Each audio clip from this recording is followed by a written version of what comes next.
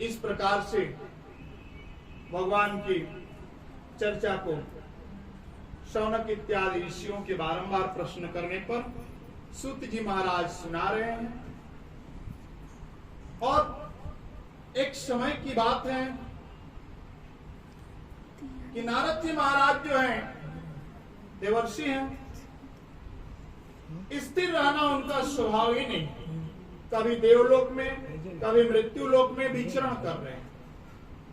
एक बार की बात है कि नारद जी जो हैं पृथ्वी पर चारों तरफ घूमते घूमते एक जगह पहुंचे और वहां पहुंच गए जहां नारद जी के 4 भाई हैं। ब्रह्मा जी के मानस पुत्र हैं नारद जी, और ब्रह्मा जी के ही 4 पुत्र हैं, सनक, सनंदन, सनत कुमार और सनातन।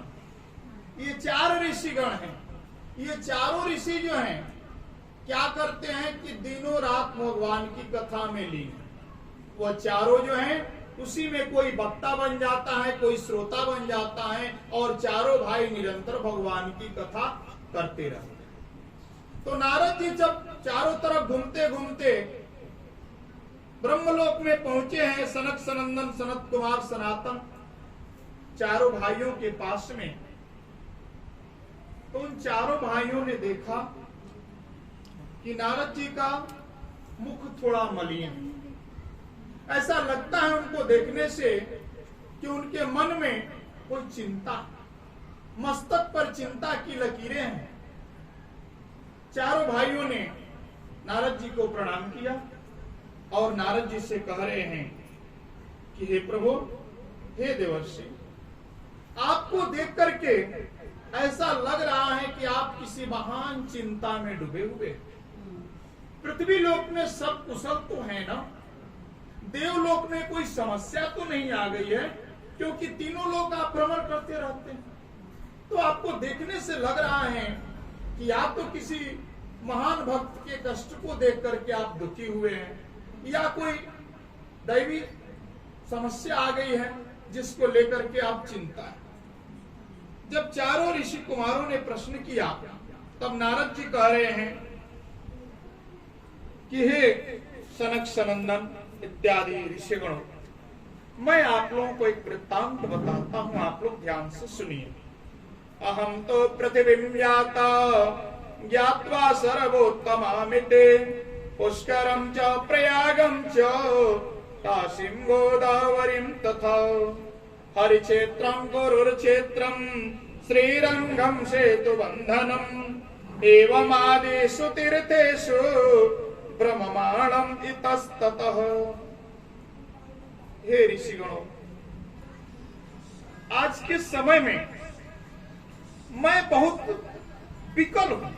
पता नहीं क्यों हमारे मन में थोड़ी चिंता बनी हुई है, स्थिरता नहीं आ रही है। क्या कारण है समझ में नहीं आ रहा। अहम तुम पृथ्वीं जाता ज्ञात्वा सर्वोत्तमामिति पुष्करम च प्रयागम च काशीं गोदावरीं तथा। मैं पुष्कर क्षेत्र गया, प्रयागराज में गया, काशी में बाबा विश्वनाथ का दर्शन किया, गोदावरी के तट पर गया। चारों तरफ मैं घूम करके दक्षिण श्रीरंगम होते हुए आप लोगों के पास पहुंचा हूं। लेकिन इस पृथ्वी पर मैं चारों तरफ भ्रमण किया, कहीं भी मुझे शांति नहीं मिली। मेरा मन जो है सदैव खिन्न है। पता नहीं चारों तरफ घूमने के बाद भी मेरे मन में कहीं शांति नहीं मिली। इसलिए मैं चारों तरफ भ्रमण करते हुए जब मैं वृंदावन में पहुंचा तो एक स्थिति मेरे सामने ये आई कि एक सुंदर युवती थी और वह बहुत रो रही थी, और उसके सामने 2 वृद्ध लेटे हुए थे, अचेत अवस्था में थे, बेहोश स्थिति में थे।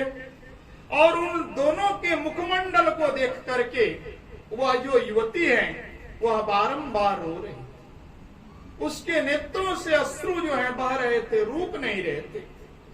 जब मैं उधर से गुजर रहा था तो उस युवती की दृष्टि जो है हमारे ऊपर पड़ी, और तब तक जो है अचानक हमारी दृष्टि भी वहां पड़ी। मैंने देखा वह युवती जो है बारंबार अश्रुपात कर रही है, बारंबार रो रही है, और उसके साथ जो है दो वृद्धावस्था में लेटे हुए युवक। जब उसने हमको देखा तो बहुत जोर से चिल्ला करके बोली, भो भो साधो क्षणं तिष्ठ मच्चिन्तामपि नाशय दर्शनं तव लोकस्य सर्वथा अगहरं करम। भो भो साधो क्षणं तिष्ठ, ऐ साधो, ऐ महात्मा, थोड़ा रुकिए, मेरे कष्ट को जरा सुन लीजिए, इसके बाद जाइएगा। उसने बहुत जोर जोर से चिल्ला करके मुझे बुलाया, और बुला करके उसने हमसे निवेदन किया कि हे महात्मा, हे महर्षि, सर्वथा लुगहरम करम परम, आपका जो दर्शन है इस संसार के लोगों के लिए कल्याणकारी है। इस चीज को मैं सोच समझ करके आपको बुला रही हूँ कि आकर के दर्शन दीजिए और हमारे मन में जो कष्ट है, हमारी जो चिंता है, उसको दूर करिए। जब मैं जाकर के नारद जी कह रहे हैं सनक सनंदन ऋषि कुमारों से कि जब मैं वहां गया तो वहां के दृश्य को मैं देख रहा था। बारंबार प्रयास कर रही है युवती उन दोनों वृद्धावस्था में पड़े हुए जगाने के लिए, और जगाने के लिए जब प्रयास कर रही है तो हिल भी नहीं रहे, जगने की तो बात अलग है। इसके बाद जब मैं वहां पहुंचा तो मैं पहुंच करके मैंने प्रयास करना शुरू किया। गीता पाठैर मुहुर्मुहु, मैंने वेद वेदांत घोषैश्च, वेद वेदांत का स्मरण किया। उन लोगों के कान के समीप जाकर के मैं बारंबार गीता का पाठ सुनाया, वेद वेदांत का पाठ सुनाया। इतना सुनाने के बाद भी जो है उनमें थोड़ी भी जो है परिवर्तन कुछ नहीं हुआ। दोनों के दोनों जो है वहां लेटे हुए थे। इसके बाद मैंने भक्ति से पूछा कि आप कौन हैं और किस कारण से ऐसी स्थिति को ये प्राप्त हुए हैं। दोनों वृद्धावस्था में पड़े हुए पुरुष, ये आपके रिश्ते में क्या लगते हैं, क्यों इनको आप जगा रही हैं। तमाम तरह के प्रश्न मैंने किया। तब जो है प्रश्न करने के बाद उस युवती ने अपने परिचय दिया। कह रही है युवती, अहम भक्ति ख्याता इमौ में तनयौ मतौ ज्ञान वैराग्य नामौ काल योगे नजर जरौ। अहम भक्ति मिति ख्याता, मेरा नाम भक्ति, मैं भक्ति हूँ। इमौ में तनयौ मतौ, ये दोनों जो हैं मेरे तनय यानी मेरे पुत्र हैं। ज्ञान वैराग्य नामौ, इन दोनों लोगों का नाम जो है क्रमशः, एक का नाम ज्ञान है और दूसरे का नाम वैराग्य है। काल योगे नजर जरो, ईश्वर की ऐसी प्रेरणा, समय की ऐसी गति है कि समय की गति के कारण जो है ये जर्जर अवस्था में पहुंच गए। ये दोनों हमारे पुत्र हैं। ये युवावस्था में थे, लेकिन पता नहीं ईश्वर की क्या प्रेरणा है, काल की क्या गति है, ये दोनों जो हैं वृद्धावस्था में, जर्जर अवस्था में पहुंच गए हैं और अचेत बेहोश होकर के पड़े हुए हैं। आगे बता रही है, उत्पन्ना द्रविणम शाहम वृद्धिम कर्णाकटे गता क्वचिन क्वचिन महाराष्ट्रे गुर्जरे जीर्णतां गता। कह रहे हैं कि मैं उत्पन्ना द्रविणम शाहम, द्रविड़ देश में मैं उत्पन्न हुई हूँ। वृद्धिम कर्णाकटे गताम, जब मैं कर्नाटक में पहुंची तब मैं बड़ी हुई।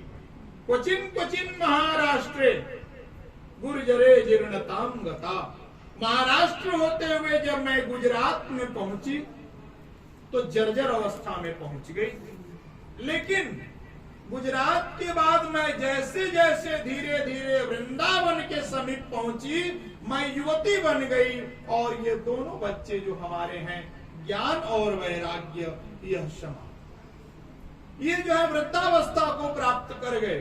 क्योंकि वृंदावन की ऐसी महिमा है कि वहां ज्ञान और वैराग्य आपको कम दिखाई देगा, भक्ति ज्यादा दिखाई देगी। ज्ञान लेकर के गए थे उद्धव, परास्त होकर के चले आए। भक्ति वहां प्रबल है, इसलिए जो है भक्ति जैसे पहुंचती है वृंदावन, तुरंत जो है तरुणी अवस्था में हो गई और ज्ञान वैराग्य का वहां नामो निशान नहीं है। इसलिए उनके दोनों बच्चे जो हैं वह वृद्धावस्था को प्राप्त हो गए। कह रहे हैं कि वृंदावन से संयोगात् पुनस्तम तरुणीम जगौ, जैसे मैं वृंदावन के संयोग में आई, व्रज की रज में जैसे सम्मिलित हुई, तत्काल मैं युवावस्था को प्राप्त हो गई। इसके बाद जो है अब जो है कह रहे हैं कि ये दोनों जो मेरे बच्चे हैं, ज्ञान और वैराग्य, मैं बहुत प्रयास किए, उठ नहीं रहे। इसलिए मैं चाहती हूं कि आप कृपा करके जो है इन लोगों का जिस प्रकार से कल्याण हो, कोई मार्गदर्शन। जब भक्ति ने ऐसा कहा तो नारद जी परम ज्ञानी, परम विद्वान, बारंबार वेद वेदांत का पाठ कर रहे हैं, गीता का पाठ बारंबार सुना रहे हैं कि किसी भी प्रकार से अचेत अवस्था में पड़े हैं, ज्ञान वैराग्य, तो इनको अंदर जो है चैतन्य आ जाए, इनके अंदर जो है चेतना आ जाए, उठ करके खड़े हो जाएं। लेकिन ऐसा कभी नहीं हुआ। इस दृश्य को देख करके यहां से दुखी हो करके नारद जी पहुंच जाते हैं सनक सनंदन, सनत कुमार और सनातन, अपने चारों भाइयों के पास। उन लोगों के पास जाकर के जब इस वृत्तांत को बताए, तब चारों सनक सनंदन, सनत कुमार ऋषिगणों ने नारद जी को एक सलाह दिया कि हे देवर्षि, आप जो हैं हरिद्वार में आनंदवन नामक तट पर चलिए, गंगा के किनारे, और ज्ञान वैराग्य को लेकर के भक्ति भी वहां पहुंचे। और जब श्रीमद् भागवत कथा का श्रवण कराया जाएगा तो निश्चित रूप से भक्ति के जो दुख हैं, भक्ति के जो संकट हैं, वह समाप्त हो जाएंगे। क्योंकि श्रीमद् भागवत कथा की ऐसी महिमा है कि चैतन्य की तो बात छोड़िए, जड़ पदार्थ में भी जो है चेतना आ जाएगी। इसलिए हम लोग वहां चलते हैं आनंदवन नामक स्थान पर, और वहां पर भगवान की कथा को करेंगे, जिसके करने मात्र से जो है भक्ति के समस्त दुख जो है वह समाप्त हो जाएगा। क्योंकि यत्फलम नास्ति तपसा न योगेन समाधिना तत्फलम लभते सम्यक् कलौ केशव कीर्तना। यह कलयुग है। कली में जो है वेद वेदांत का पाठ करने से कुछ नहीं होने वाला है। कलयुग में भगवान के चरित्र का गुणानुवाद करिए, भगवान के नाम का जप करिए, उसको करने से ही जीव का समस्त प्रकार से कल्याण हो सकता है। यत् फलम नास्ति तपसा, जो तपस्या करने से फल की प्राप्ति नहीं हो सकती, न योगे न समाधि, न योग से प्राप्त हो सकते हैं, न समाधि से प्राप्त हो सकते हैं। तत्फलम लभते सम्यक कलौ केशव कीर्तना। केवल कलयुग में केशव के नाम के संकीर्तन करने मात्र से वह समस्त फल प्राप्त हो जाएंगे। तो स्वामी जी रामचरितमानस में भी कहते हैं कि कलि केवल जग नाम आधारा, सुमेरी सुमेरी नर उतरे। यह कलयुग ऐसा है जिसमें नाम का बहुत बड़ा महत्व है। नाम, जैसे कोई भी पूजन होता है, आचार्य लोग पूजन कराते हैं, पूजन कराने में पवित्र करने के लिए मंत्र बोला जाता है, अपवित्र पवित्रो वा सर्वावस्थांगतो विवा यत् स्मरेत् पुंडरीकाक्ष शबाह्याभ्यंतर शुचि। पुंडरीकाक्ष भगवान का स्मरण करने से मनुष्य बाह्य और आभ्यंतर शुद्ध हो जाता है, बाहर और भीतर शुद्ध हो जाता है, नाम मात्र के लेने से। इसलिए कलयुग है और कलयुग में नाम ही ऐसा आधार है जो भक्ति के और उनके दोनों पुत्रों के दुख को दूर कर सकता है। इसलिए उन लोगों ने नारद जी से यही सुझाया कि चल करके गंगा के तट पर भागवत कथा का आयोजन करते हैं, जिससे जो है भक्ति के दुख को दूर किया जा सकता है। सदासेव्या श्रीमद्भागवती कथा यस्या श्रवण मात्रेण हरिश्चेत्तं समाश्रये। श्रीमद् भागवत कथा ऐसी है जिसको सदा सेवन करना चाहिए। श्रवण मात्र से ही मनुष्य जो है परमात्मा के चरणों में लग जाता है। नाना प्रकार के पापों को, नाना प्रकार के दुखों को मिटा करके यह भागवत कथा जो है जीव को मुक्त कर देती है, समस्त पापों से मुक्त कर देती है। इसलिए भागवत कथा का अनुष्ठान करना चाहिए और इसको श्रवण करना चाहिए। ऐसा जब उन लोगों ने कहा तब जाकर के चल दिए हैं आनंदवन नामक जगह पर। सारे ऋषिगण वहां एकत्रित हो गए। नारद जी जो हैं भगवान की कथा को श्रवण करा रहे हैं और इधर से जो है भक्ति, ज्ञान और वैराग्य अपने दोनों पुत्रों को लेकर के वहां पहुंच जाती है। क्योंकि कथा भागवतस्यापि नित्यं भवति यद्गृहे तद्गृहं तीर्थरूपं हि पश्यतां पापनाशनम्। यद्गृहे श्रीमद् भागवतम कथा भवति, जिस घर में भगवान की कथा होती है, श्रीमद् भागवत सप्ताह ज्ञान की जो कथा होती है जिस घर में, तद्गृहं तीर्थ रूपम च, वह घर जो है तीर्थ के समान हो जाता है। कथा भागवतस्यापि नित्यं भवति यद्गृहे, और यदि नित्य जिस घर में भागवत की कथा हो उस घर के लिए तो पूछना ही क्या। एक श्लोक, आधा श्लोक, एक अध्याय, यदि नित्य भागवत की कथा जिस घर में चलती रहती है, तद्गृहं तीर्थ रूपम ही वसतां पापनाशनम, समस्त तीर्थ के अधिपति देवगण आकर के उस घर में निवास करते हैं और उस घर से जो है पाप का नामो निशान मिट जाता है, पाप समाप्त हो जाता है। इसलिए श्रीमद् भागवत कथा का जो है सेवन करना चाहिए। वहां पहुंच करके और सभी ऋषिगण भगवान का नाम लेकर के भागवत कथा को श्रवण कर रहे हैं। और जैसे जैसे भागवत की कथा आगे बढ़ रही है वैसे वैसे धीरे धीरे उस भक्ति के जो दोनों बेटे हैं ज्ञान और वैराग्य, उनमें चैतन्य आते जाता। एक समय ऐसा हुआ कि श्रीमद् भागवत कथा संपूर्ण हुई और ज्ञान वैराग्य दोनों जो बच्चे हैं उठ करके खड़े हो गए। बोलिए भागवत भगवान की। सब आपस में जो है जैसे वो लोग चैतन्य अवस्था में प्राप्त हुए, सब जो है नाचने गाने लगे, झूमने लगे, भगवान के चरित्र के गुणानुवाद करने लगे और सब लोग इस प्रकार से नाचने लगे, भजन करने लगे कि एक दूसरे की सुधि खो दिए, पता ही नहीं चल रहा था, इतने जो है भक्ति में लीन हो गए। आइए हम लोग भी भगवान का एक भजन गा लेते हैं।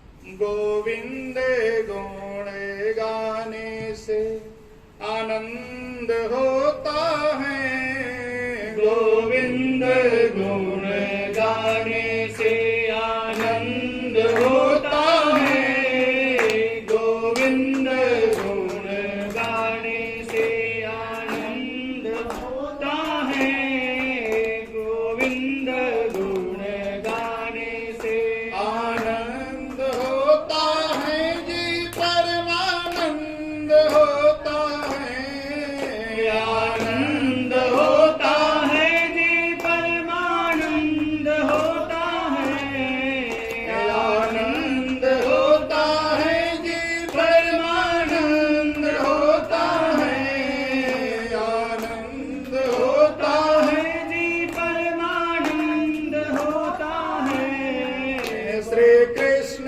गुण गाने से आनंद होता है, श्री कृष्ण गुण गाने से आनंद होता है,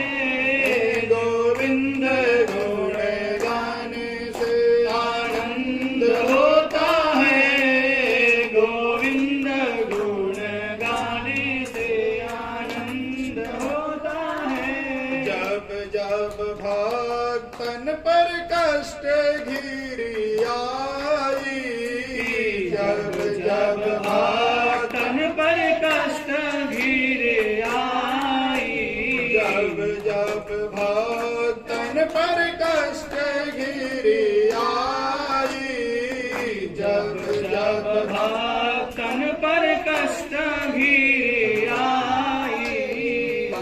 तब दौड़े चले आए रघुराए, तब दौड़े चले आए रघुराई। आने में न उनको जरा भी विलंब होता है, गोविंद गुण गाने से आनंद होता है। गुरु कृष्ण गुण गाने से आनंद होता है। श्री हरि के गुण गाने से आनंद होता है। आनंद होता है जी, परमानंद होता है। आनंद होता है जी, परमानंद होता है। श्री हरि के गुण गाने से आनंद होता है। गोविंद गुण गाने से आनंद होता है। श्री कृष्ण गुण गाने से आनंद होता है। भक्त प्रहलाद ध्रुव प्रहलाद ने पुकारा है, भक्त प्रहलाद ध्रुव गजराज ने पुकारा है। भक्त प्रहलाद ध्रुव गजराज ने पुकारा है। द्रौपदी अहिल्या जामिल को उबारा है। द्रौपदी अहिल्या जामिल को मारा है। भक्त प्रहलाद ध्रुव गजराज ने पुकारा है। भक्त प्रहलाद ध्रुव गजराज ने पुकारा है। द्रौपदी अहिल्या जामिल को उबारा है। द्रौपदी अहिल्या जामिल को मारा है। आर्त से पुकारे वो भक्त से पसंद होता है। गोविंद गुण गाने से आनंद होता है। श्री हरि के गुण गाने से आनंद होता है। गोविंद गुण गाने से आनंद होता है। आनंद होता है जी, परमानंद होता है। आनंद होता है जी, परमानंद होता है। श्री हरि के गुण गाने से आनंद होता है। गोविंद गुण गाने से आनंद होता है। कृष्णचंद्र भगवान की जय। हरि व्यापक सर्वत्र समाना, प्रेम सो प्रकट हो भगवान। जब भी भक्त चाहे संकट में हो या बिना संकट, भगवान का कोई निश्चित स्थान नहीं होता। जब जहां जिस परिस्थिति में उनको जैसे पुकारा जाएगा वैसे ही ईश्वर प्रकट होते हैं, ऐसा शास्त्र कह रहा है। और मानस में आया है कि जेहि पर जेहि के सत्य स्नेहु, सोते ही मिला ही न कछु संदेह। यदि ईश्वर के प्रति हमारा स्नेह है, भगवान के प्रति हमारा लगाव है, तो निश्चित रूप से भगवान आएंगे ही। विश्वास दृढ़ होना चाहिए। जब नारद इत्यादि ऋषियों भगवान की कथा कर रहे थे, दृढ़ विश्वास था कि निश्चित रूप से ईश्वर भक्ति के जो दुख हैं उसको दूर करेंगे और ज्ञान वैराग्य इनके जो दोनों पुत्र हैं युवावस्था को प्राप्त करेंगे। ऐसा हुआ भी। इसलिए जब हमारे हृदय में, मन में ईश्वर के प्रति जब अटूट श्रद्धा होगी तो निश्चित रूप से ईश्वर प्रकट होंगे और हमारी कामनाओं को पूर्ण करेंगे।